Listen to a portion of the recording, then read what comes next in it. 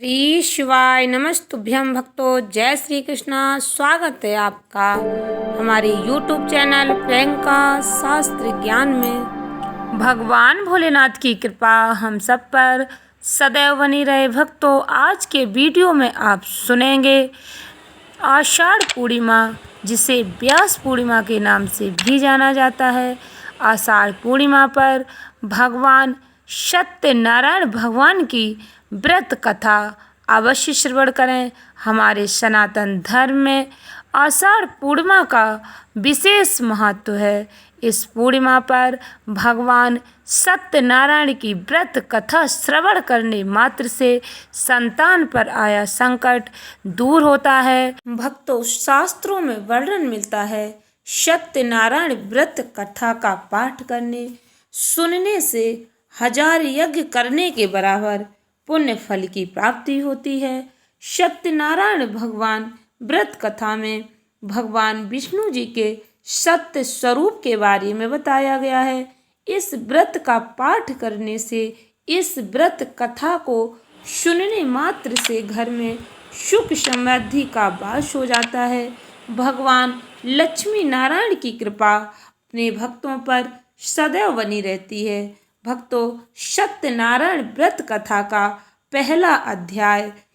एक समय की बात है, नैमिषारण्य तीर्थ में शौनकादि 88,000 ऋषियों ने श्री सूत जी महाराज से पूछा, हे प्रभु, इस कलयुग में वेद विद्या रहित मनुष्यों को प्रभु भक्ति किस प्रकार मिल सकती है तथा उनका उद्धार कैसे होगा। हे मुनि श्रेष्ठ, कोई ऐसा तप बताइए जिससे थोड़े समय में ही पुण्य मिले और मन वांछित फल की प्राप्ति हो जाए।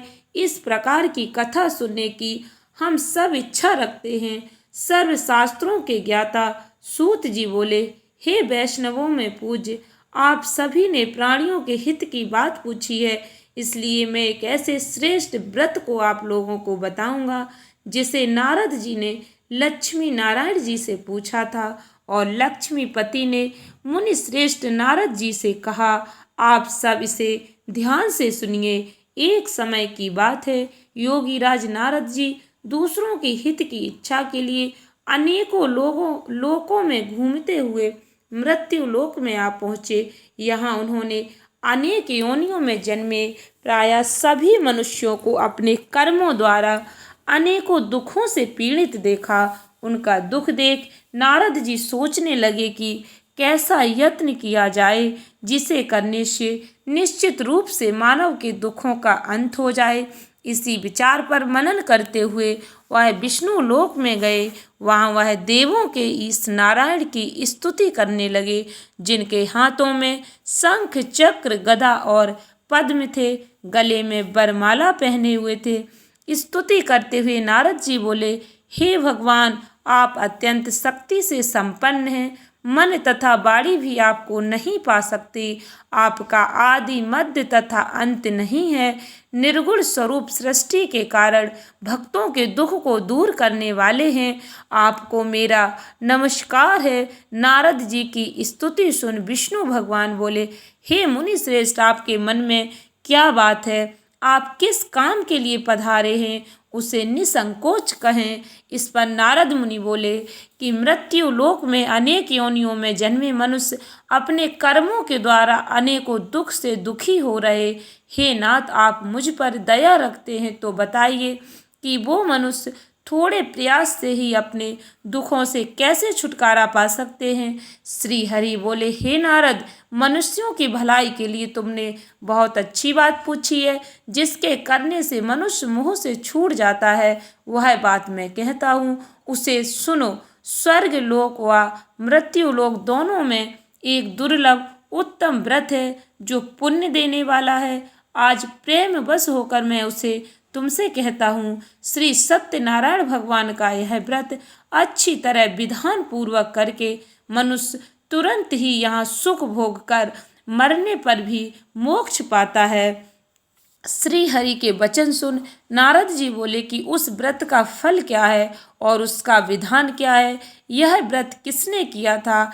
इस व्रत को किस दिन करना चाहिए, सभी कुछ विस्तार से बताएं। नारद की बात सुनकर श्री हरि बोले, दुख व शोक को दूर करने वाला, यह सभी स्थानों पर विजय दिलाने वाला है। मानव को भक्ति और श्रद्धा के साथ शाम को श्री सत्यनारायण की पूजा धर्म परायण होकर ब्राह्मणों व बंधुओं के साथ करनी चाहिए। भक्ति भाव से ही नैवेद्य केले का फल, घी, दूध, गेहूं के आटे का सवाया लें। गेहूं के स्थान पर साठी का आटा, शक्कर, गुड़ लेकर सभी खाने योग्य पदार्थों को मिलाकर भगवान का भोग बनाएं। ब्राह्मणों सहित बंधु बांधवों को भी भोजन कराएं। उसके बाद स्वयं भोजन करें। भजन कीर्तन के साथ भगवान की भक्ति में लीन हो जाएं।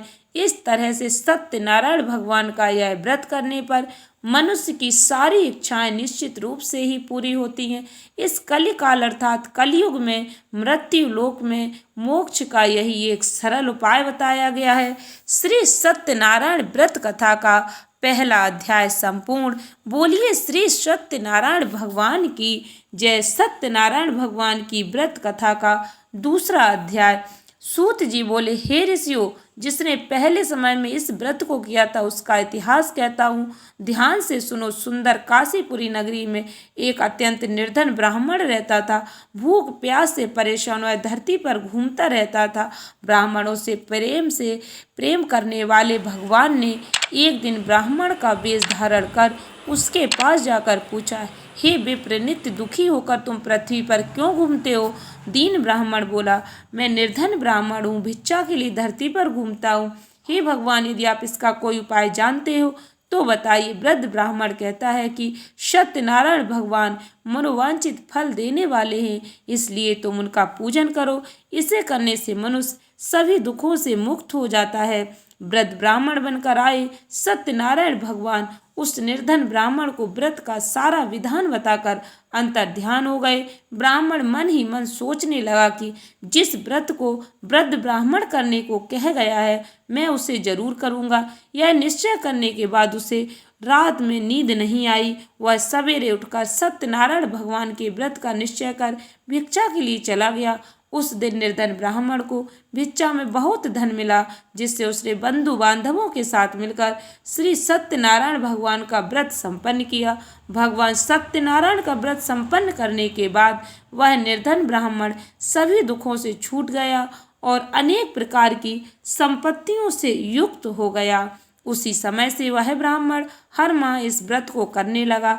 इस तरह से सत्यनारायण भगवान के व्रत को जो मनुष्य करेगा वह सभी प्रकार के पापों से छूटकर मोक्ष को प्राप्त होगा। जो मनुष्य इस व्रत को करेगा वह सभी दुखों से मुक्त हो जाएगा। सूत जी बोले कि इस तरह से नारद जी ने नारायण जी से कहा, श्री सत्यनारायण व्रत को मैंने तुमसे कहा, हे विप्रो, मैं अब और क्या कहूँ? ऋषि बोले, हे मुनिवर, संसार में उस विप्र से सुनकर और किसने इस व्रत को किया, हम सब इस बात को सुनना चाहते हैं। इसके लिए हमारे मन में श्रद्धा का भाव है। सूत जी बोले, हे मुनियों, जिसने इस व्रत को किया है वे सब सुनो। एक समय वही विप्र धन व ऐश्वर्य के अनुसार अपने बंधु बांधवों के साथ इस व्रत को करने को तैयार हुआ। उसी समय एक लकड़ी बेचने वाला बूढ़ा आदमी आया और लकड़ियां बाहर रखकर अंदर ब्राह्मण के घर में गया। प्यास से दुखी हुआ लकड़हारा उनको व्रत करते देख विप्र को नमस्कार कर पूछने लगा कि आप यह क्या कर रहे? तो उन्होंने बताया कि व्रत कर रहा हूँ तथा इसे करने से क्या फल मिलेगा, कृपया मुझे भी बताएं। ब्राह्मण ने कहा, सब मनोकामनाओं को पूरा करने वाला सत्यनारायण भगवान का व्रत है। इनकी कृपा से ही मेरे घर में धन धान्य की वृद्धि हुई है। विप्र से सत्यनारायण व्रत के बारे में जानकर लकड़हारा बहुत प्रसन्न हुआ। चरणामृत लेकर प्रसाद खाने के बाद वह अपने घर गया। लकड़हारे ने अपने मन में संकल्प किया कि आज लकड़ी बेचने से जो धन मिलेगा उसी से श्री सत्यनारायण भगवान का उत्तम व्रत करूंगा। मन में इस विचार को ले बूढ़ा आदमी सिर पर लकड़ियां रख उस नगर में बेचने गया जहाँ धनी लोग ज्यादा रहते थे। उस नगर में उसे अपनी लकड़ियों का दाम पहले से 4 गुना अधिक मिलता है। बूढ़ा प्रसन्नता के साथ दाम लेकर केले, शक्कर, घी, दूध, दही, गेहूं का आटा ले और सत्यनारायण भगवान के व्रत की अन्य सामग्रियां लेकर अपने घर गया। वहाँ उसने अपने बंधु बांधवों को बुलाकर विधि विधान से सत्यनारायण भगवान का पूजन और व्रत किया। इस व्रत के प्रभाव से वह बूढ़ा लकड़हारा धन पुत्र आदि से युक्त होकर संसार के समस्त सुख भोग कर अंत काल में वैकुंठ धाम चला गया।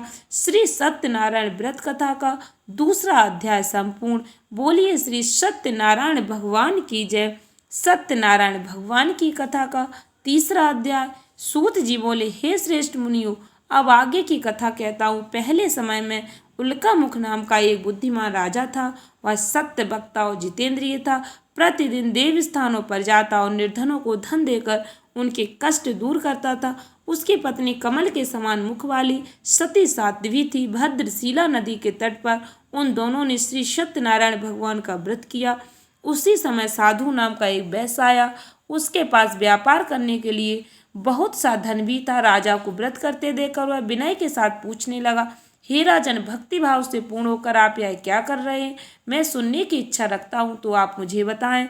राजा बोला, हे साधु, अपने बंधु बांधवों के साथ पुत्र आदि की प्राप्ति के लिए एक महाशक्तिमान श्री सत्यनारायण भगवान का व्रत और पूजन कर रहा हूँ। राजा के वचन सुन साधु आदर से बोला, हे राजन, मुझे इस व्रत का सारा विधान कहिए।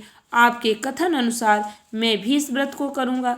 मेरी भी संतान नहीं और इस व्रत को करने से निश्चित रूप से मुझे संतान की प्राप्ति होगी। राजा से व्रत का सारा विधान सुन व्यापार से निवृत्त हुआ अपने घर गया। साधु वैश्य ने अपनी पत्नी को संतान देने वाले इस व्रत का वर्णन कह सुनाया और कहा कि जब मेरी संतान होगी तब मैं इस व्रत को करूँगा। साधु ने इस तरह के वचन अपनी पत्नी लीलावती से कहे। एक दिन लीलावती पति के साथ आनंदित हो सांसारिक धर्म में प्रवृत्त होकर सत्यनारायण भगवान की कृपा से गर्भवती हो गई। 10वें महीने में उसके गर्भ से एक सुंदर कन्या ने जन्म लिया। दिनों दिन वह ऐसे बढ़ने लगी जैसे कि शुक्ल पक्ष का चंद्रमा बढ़ता है। माता पिता ने अपनी कन्या का नाम कलावती रखा। एक दिन लीलावती ने मीठे शब्दों में अपने पति को याद दिलाया कि आपने सत्यनारायण भगवान के जिस व्रत को करने का संकल्प किया था उसे करने का समय आ गया है। आप इस व्रत को करिए। साधु बोला कि हे प्रिय, इस व्रत को मैं उसके विवाह पर करूँगा। इस प्रकार अपनी पत्नी को आश्वासन देकर वह नगर को चला गया। कलावती पिता के घर में रहकर वृद्धि को प्राप्त हुई बड़ी हो गई। साधु ने एक बार नगर में अपनी कन्या को सखियों के साथ देखा तो तुरंत ही दूत को बुलाया और कहा कि मेरी कन्या के योग्य वर देख कर आओ। साधु की बात सुनकर दूत कंचन नगर में पहुंचा और वहां देखभाल कर लड़की के सुयोग बाड़िक पुत्र को ले आया। सुयोग्य लड़के को देख साधु ने बंधु बांधवों को बुलाकर अपनी पुत्री का विवाह कर दिया। लेकिन दुर्भाग्य की बात यह कि साधु ने अभी भी श्री सत्यनारायण भगवान का व्रत नहीं किया। इस पर श्री भगवान क्रोधित हो गए और श्राप दिया कि साधु को अत्यधिक दुख मिले। अपने कार्य में कुशल साधु बनिया जमाई को लेकर समुद्र के पास स्थित रत्नासारपुर नगर में गया। वहां जाकर दामाद ससुर दोनों मिलकर चंद्रकेतु राजा के नगर में व्यापार करने लगे। एक दिन भगवान सत्यनारायण की माया से एक चोर राजा का धन चुरा कर भाग रहा था। उसने राजा के सिपाहियों को अपना पीछा करते देख चुराया हुआ धन वहां रख दिया जहां साधु अपने जमाई के साथ ठहरा हुआ था। राजा के सिपाहियों ने साधु वैश्य के पास राजा का धन पड़ा देख तो वह ससुर जमाई दोनों को बांधकर प्रसन्नता से राजा के पास ले गए और कहा कि उन दोनों चोरों को हमने पकड़ लिया है, आप आगे की कार्रवाई की आज्ञा दें। राजा की आज्ञा से उन दोनों को कठिन कारावास में डाल दिया गया और उनका सारा धन भी उनसे छीन लिया गया। श्री सत्यनारायण भगवान से श्राप से साधु की पत्नी भी बहुत दुखी हुई। घर में जो धन रखा था उसे चोर चुरा ले गए। शारीरिक मानसिक पीड़ा, भूख प्यास से अति दुखी हो अन्य की चिंता में कलावती के ब्राह्मण के घर गई। वहां उसने श्री सत्यनारायण भगवान का व्रत होते देखा। फिर कथा भी सुनी। वह प्रसाद ग्रहण कर रात को घर वापस आई। माता की कलावती से पूछा कि हे पुत्री, अब तक तुम कहाँ थी, तेरे मन में क्या है? कलावती ने अपनी माता से कहा, हे माता, मैंने एक ब्राह्मण के घर में श्री सत्यनारायण भगवान का व्रत देखा है। कन्या के वचन सुन लीलावती भगवान के पूजन की तैयारी करने लगी।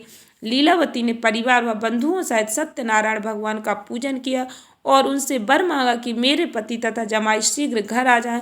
साथ ही यह भी प्रार्थना की कि हम सबका अपराध क्षमा करें। श्री सत्यनारायण भगवान इस व्रत से संतुष्ट हो गए और राजा चंद्रकेतु को सपने में दर्शन देकर कि हे राजन, तुम उन दोनों वैश्यों को छोड़ दो और तुमने उनका जो धन लिया उसे वापस कर दो। अगर ऐसा नहीं किया तो मैं तुम्हारा धन, राज, संतान सभी को नष्ट कर दूंगा। राजा को ऐसा कहकर अंतर ध्यान हो गए। प्रातःकाल सभा में राजा ने अपना सपना सुनाया। फिर बोले कि बड़े पुत्रों को कैद से मुक्त कर सभा में लाओ। दोनों ने आते ही राजा को प्रणाम किया। राजा मीठी वाणी में बोला, हे महानुभावों, भाग्यवश ऐसा कठिन दुख तुम्हें प्राप्त हुआ, लेकिन अब तुम्हें कोई भय नहीं है। ऐसा कह राजा ने उन दोनों को नए वस्त्र आभूषण भी पहनाए और जितना धन उनका लिया था उससे दुगना धन वापस कर दिया। दोनों वैश्य अपने घर को चल दिए। श्री सत्यनारायण कथा का तीसरा अध्याय संपूर्ण। बोलिए श्री सत्यनारायण भगवान की जय। सत्यनारायण भगवान की व्रत कथा का चौथा अध्याय। सूत जी बोले, वैश्य ने मंगलाचार कर अपनी यात्रा आरंभ की और अपने नगर की ओर चल दिए। उनके थोड़ी दूर जाने पर एक दंडी वेशधारी श्री सत्यनारायण ने उनसे पूछा, हे साधु, तेरी नाव में क्या है? अभी वाणी बड़े खस्ता हुआ बोला, हे दंडी, आप क्यों पूछते हो? क्या धन लेने की इच्छा है? मेरी नाव में तो बेल और पत्ते भरे हुए हैं। वैश्य के कठोर वचन सुन भगवान बोले, तुम्हारा वचन सत्य हो। दंडी ऐसे वचन के वहां से दूर चले गए। कुछ दूर जाकर समुद्र के किनारे बैठ गए। दंडी के जाने के बाद साधु वैश्य ने नित्य क्रिया के पश्चात नाव को ऊंची उठते देखकर अचंभा माना और नाव में बेल पत्ते आदि देखो है मूर्छित हो जमीन पर गिर पड़ा। मूर्छा खुलने पर वह अत्यंत शोक में डूब गया। तब उसका दामाद बोला कि आप शोक न मनाएं, यह दंडी का शाप, इसलिए हमें उनकी शरण में जाना चाहिए, तभी हमारी मनोकामना पूरी होगी।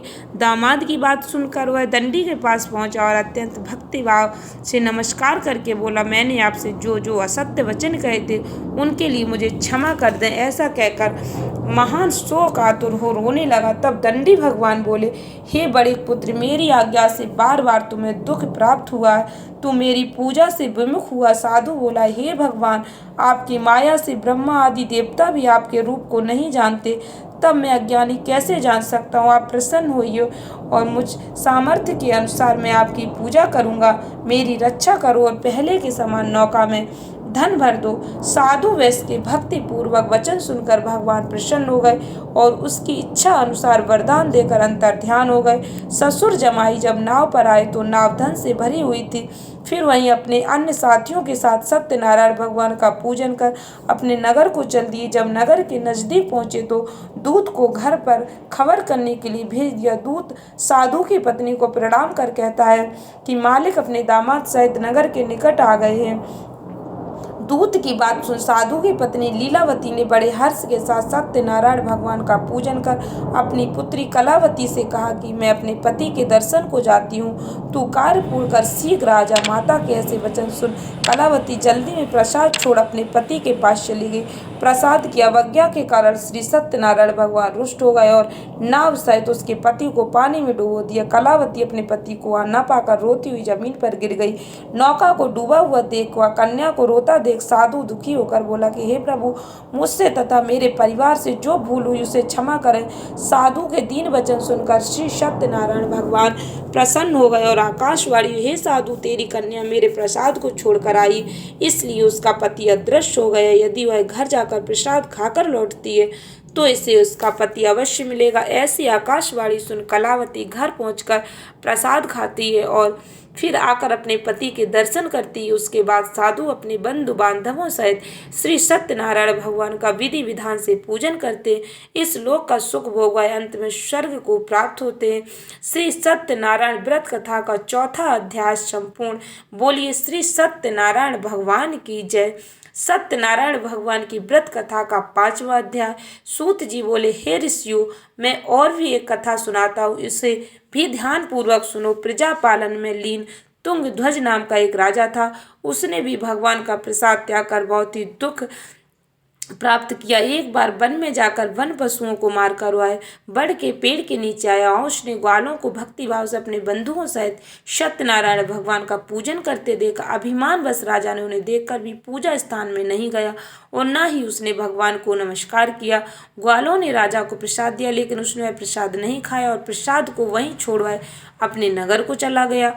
जब वह नगर में पहुंचा तो वह सब कुछ तहस नहस हुआ पाया तो वह शीघ्र ही समझ गया कि यह सब भगवान ने ही किया। दोबारा ग्वालों के पास पहुंचा और विधि पूर्वक पूजा करके प्रसाद खाया तो श्री सत्यनारायण भगवान की कृपा से सब कुछ पहले जैसा हो गया। दीर्घ काल तक सुख भोगने के बाद मरणोपरांत उसे स्वर्ग लोक की प्राप्ति हुई। जो मनुष्य परम दुर्लभ इस व्रत को करेगा तो भगवान सत्यनारायण की अनुकंपा उसे धन से परिपूर्ण कर देगी। निर्धन धनी हो जाता है, भय मुक्त हो जीवन जीता है, संतानहीन मनुष्य को संतान सुख मिलता है और उसके सारे मनोरथ पूर्ण होने पर वह मानव अंत काल में बैकुंठ धाम को जाता है।